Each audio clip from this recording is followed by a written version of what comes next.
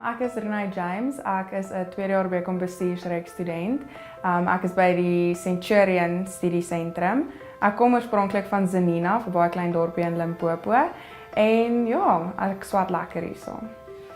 My studierigting by Akademia is ons my baie gemaklik. Die deure is vir my oop, ek kan in enige veld ingaan waarin ek sou begeer. Ek studeer en werk ja, en dit is nogals partykeer bietjie moeilik, maar met goeie beplanning kan dit gedoen word.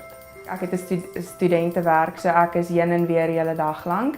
Maar omdat my klasse van 5 tot 10 in die aande is dit moontlik om te swat en te werk. En ja, ek kan 5 in die middag hier inklok en ek kan lekker klas loop tot 8 uur of 9 uur of 10 uur toe. En dan verder gaan ek net huis toe, my dag is rustig. Ek het nie elke week klas nie. Ek het dalk elke tweede week klas vir so 2 of 3 ure op 'n slag.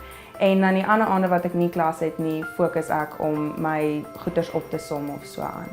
Ek ervaar definitief dat ek voordeel trek, omdat ek reeds werk en reeds myself al op 'n manier kan sorg, omdat ek 'n werkende student is. En ek ervaar baie ander dinge wat studente wat voltyds studeer nie heeltemal nou al ervaar nie. Ek het baie meer verantwoordelikhede as die normale student. As ek klaar gestudeer het by Akademia, is my deure vir my oop. Ek is nog nie presies seker waarin ek wil spesialiseer nie. Ek kan in audit ingaan, of ek kan my articles gaan doen, ek kan spesialiseer in belasting. Die deure is regtig vir my oop.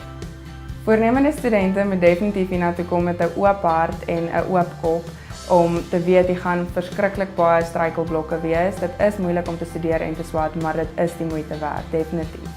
Ek het Akademia gekies omdat dit 'n relatief goedkoper en gemaklike manier is om te studeer, omdat dit Afrikaans is en dit veilig is, en my ouers voel ook baie meer gemaklik daarmee dat ek meisie alleen hiernatoe kan kom in die aande van 5 tot 10 en ons weet ek is veilig en die kwaliteit onderrig is regtig baie goed. Kom definitief Akademia toe.